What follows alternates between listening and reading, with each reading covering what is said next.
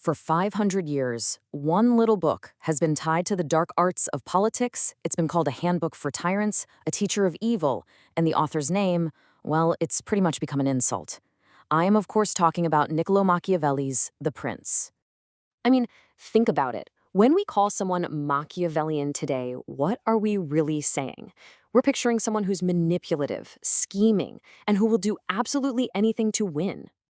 Yeah, it's a heavy word, right? It conjures up all these negative ideas: cunning, ruthless, totally deceitful, and just a complete disregard for what we think of as morality. For centuries, that's been the common take. But maybe, just maybe, it's not the whole story. So the big question is, did we get it all wrong? Have we been totally misreading a 500-year-old political memo? In this explainer, we're going to cut through all the noise and go straight to the source to find out what Machiavelli actually wrote. Okay, first things first. You have to understand that The Prince wasn't some grand philosophical text. Think of it more like a high-stakes user's manual, a survival guide for a leader just trying to hold on in a really, really dangerous world. Machiavelli was writing this in Renaissance Italy, and let me tell you, it was a mess. It was this chaotic patchwork of warring city-states, foreign armies marching through, and constant backstabbing. Power was incredibly fragile. This book was kind of his job application, a way to show the new rulers of Florence, hey, I know how this game is played. And his core message was this: a leader has to deal with the world as it is, not as we wish it would be. And this right here, this quote from chapter 15, it is the key to his entire way of thinking. Now, Machiavelli isn't saying, go be evil, not at all. He's saying that a prince who tries to be good all the time is going to be destroyed by the many, many people who aren't good. So a leader has to be a pragmatist. Their number one job is to keep the state secure and stable, even if that means, getting their hands a little dirty. So let's dive into the first big play from his book. This is probably his most famous piece of advice, and it gets right to the heart of why he's so controversial. Machiavelli just asks it straight up in chapter 17. And I think, for most of us, the gut reaction is obvious, right? You'd want to be loved. A beloved king, a popular president, that sounds like the dream. But Machiavelli sees it very differently. And this is where you see his, let's call it, cynical view of people. He argues that love is unreliable because, in his view, people are fundamentally selfish and ungrateful. They'll love you as long as you're useful to them, but the second it's inconvenient, that love is gone. Fear, on the other hand, well, fear is something the prince controls. It's based on a dread of punishment, and that, he argues, is a much more dependable motivator. And here it is, the famous conclusion. Sure, it'd be great to be both, but since that's hard, he says it's much safer to be feared. And notice that word, safer. This isn't about being some kind of monster. For Machiavelli, it's all about political survival. Fear creates stability, while love can make you vulnerable. But, and this is a huge but that so many people forget, fear can never, ever cross the line into hatred. Hatred is what gets you killed. Hatred inspires rebellions. So how do you avoid it? Machiavelli gives two very simple, very direct rules. Don't take your people's property, and don't touch their women.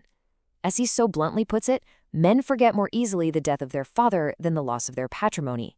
Out. Okay, so a prince needs to inspire fear. But how do you actually wield that power? To get through the tricky world of politics, Machiavelli says you can't just be one thing. You need to be like two very different animals. He basically says there are two ways to fight: with laws, which is the human way, and with force, which is the way of beasts. And because laws aren't always enough, a smart prince has to learn how to act like a beast when he has to. But he's very specific. You have to be a mix of the lion and the fox. The lion is powerful, right? It can scare off the wolves, your enemies. But the lion isn't very clever. It walks right into traps. The fox, on the other hand, is smart enough to see the traps. But the fox can't fight off the wolves. So a prince needs to be a lion to project strength and command respect, but also a fox to spot deception and avoid conspiracies. You gotta be both. And this is where things get really, really controversial. If a prince has to be a fox, he can't always be bound by his promises. Machiavelli's logic is pretty cold. Since other people are basically bad and won't keep their promises to you, you're not obligated to keep your promises to them, especially when it's bad for the state. It's a brutal calculation where the security of the country is more important than your personal word. Okay, so this all sounds pretty intense in theory, But what's it actually look like in practice? Well, Machiavelli wasn't just talking philosophy. He gave real-world examples. And his star pupil, the guy he pointed to as a master of this stuff, was the infamous Cesare Borgia. Let me walk you through this because it's wild. Borgia needed to calm down a rebellious territory. So first, he sends in this super ruthless guy, Remirro, to crush all the dissent with an iron fist. It's brutal, but it works. Then, once the job is done and everybody hates Dorco for his cruelty, Borgia has him publicly executed, literally cut in half in the town square. In one brilliant, terrible move, Borgia gets his peace, he distances himself from all the nasty stuff, and he ends up looking like a hero who delivered justice. The people, Machiavelli says, are left both satisfied and amazed. And this is what Machiavelli means by cruelty well used. It's not about being a monster just for the fun of it. It's quick, it's decisive, and it's done for a very clear political goal, securing the state. And once that goal is met, the cruelty stops, and the prince can go back to being a good ruler. So, after 500 years of being called a teacher of evil, why are we still talking about this guy? It's because his book forces us to ask some really uncomfortable questions about power. So let's just boil it all down. The prince is basically arguing that the survival of a state is the #1 goal above all else.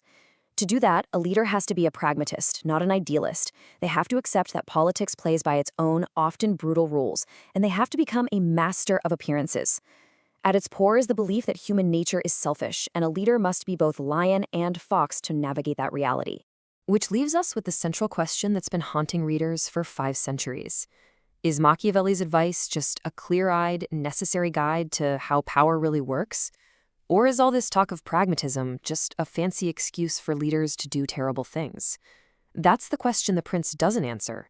It just makes sure you can't ignore it.